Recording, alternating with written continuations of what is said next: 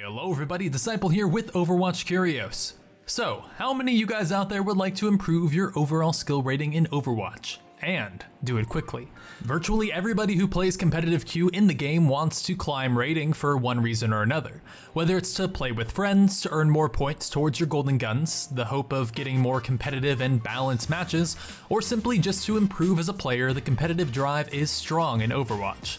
Now, a lot of people will say that the only way to get better at the game is to practice, and while that's definitely a huge part of it and should be an important part of your gameplay if you're truly looking to climb, there are also other ways to make the process a bit faster. So for this video, we're going to give you all some tips on how to improve at Overwatch as quick as you can.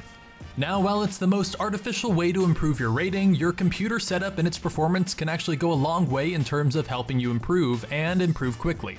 For example, upgrading to a monitor with a higher refresh rate will allow you to receive information more accurately in-game than people playing at lower rates.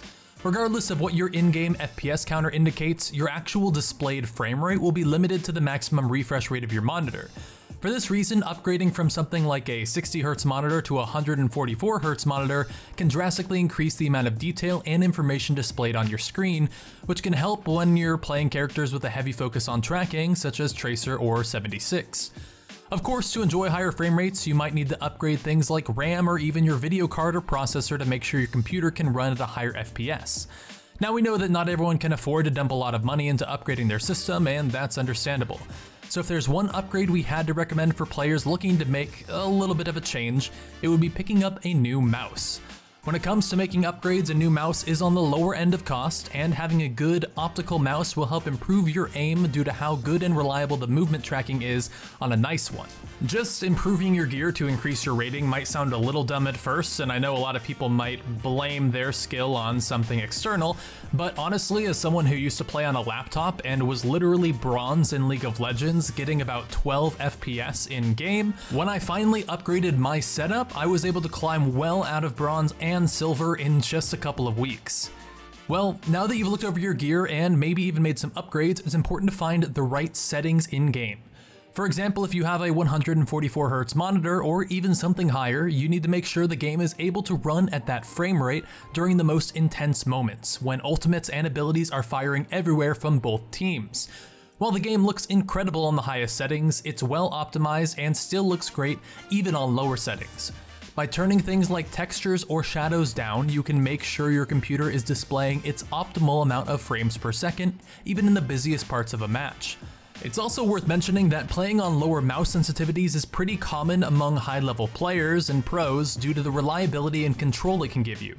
With a lower sensitivity, you'll have much more precise control over the exact point your aiming reticle is targeting. And once you get acclimated to these new settings, you'll probably notice an increase in your performance if you were previously playing on much higher settings.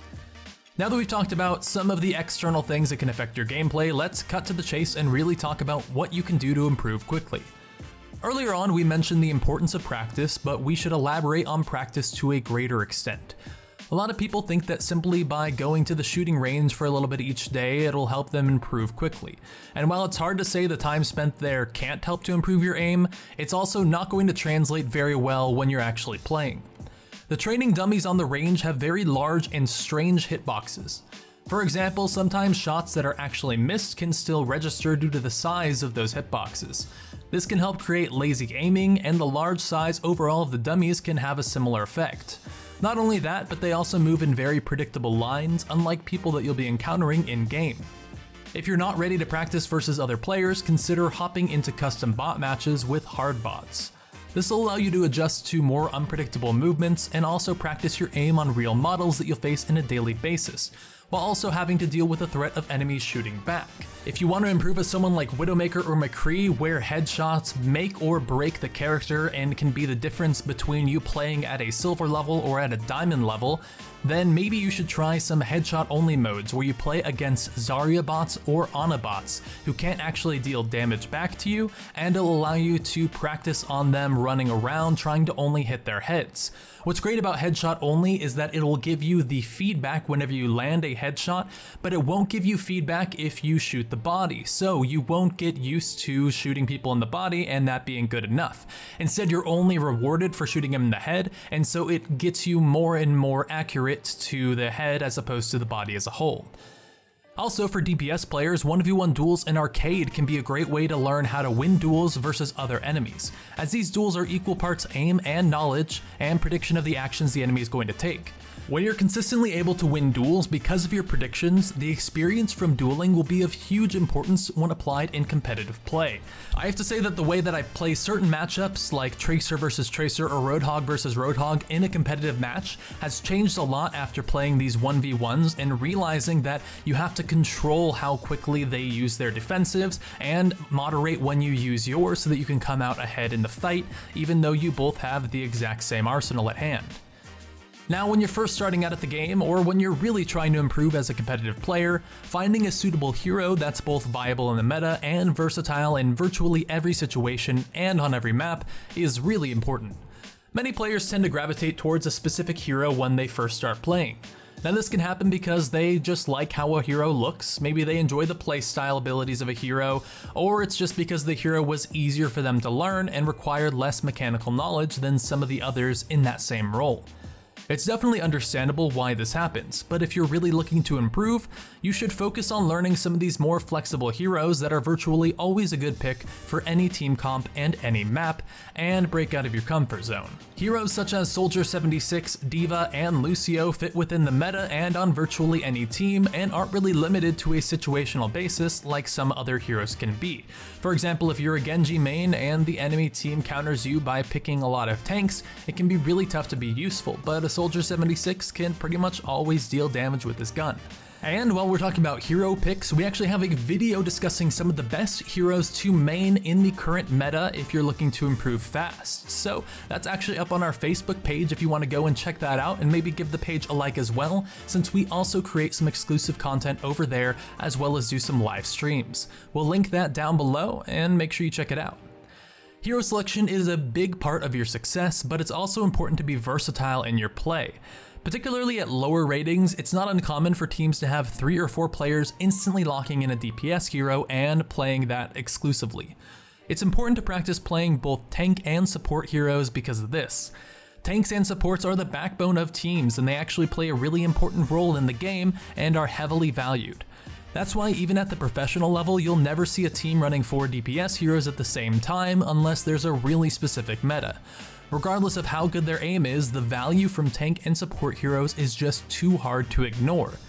There are tanks and supports capable of having huge impacts on the game even in solo queue environment, and if both teams are just loaded with DPS players and you decide to play a tank, for example, just by switching you can swing the game in favor of your team quite easily.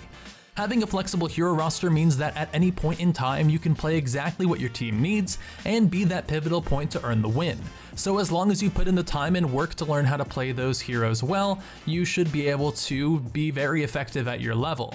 It's really just a numbers game at lower ranks. If you're trying to be the best Tracer in all of Silver but you can't seem to climb your way out, maybe you should just play someone that takes a little bit less skill, because it will be a lot easier to just be a more effective support and tank, especially if you dedicate a little bit of time to learning them.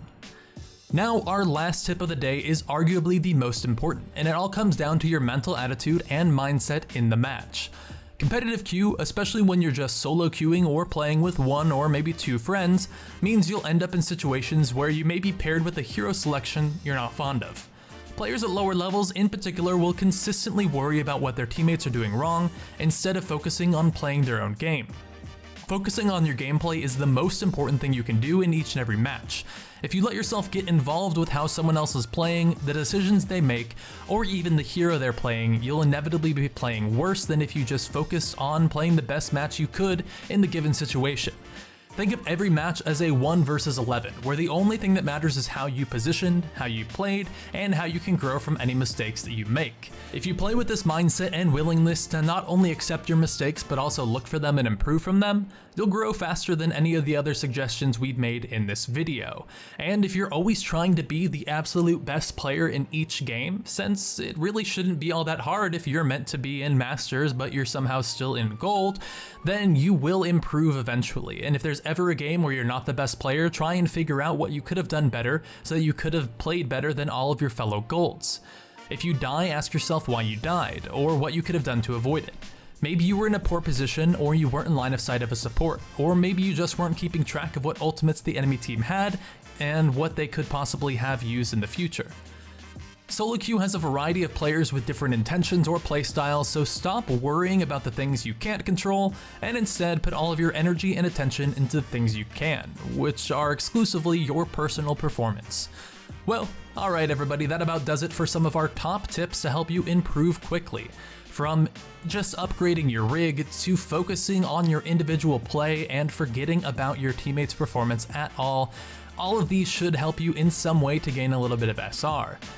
As I mentioned earlier, we'll have a link to that video with some of our best heroes to main in the current season, and until next video, peace.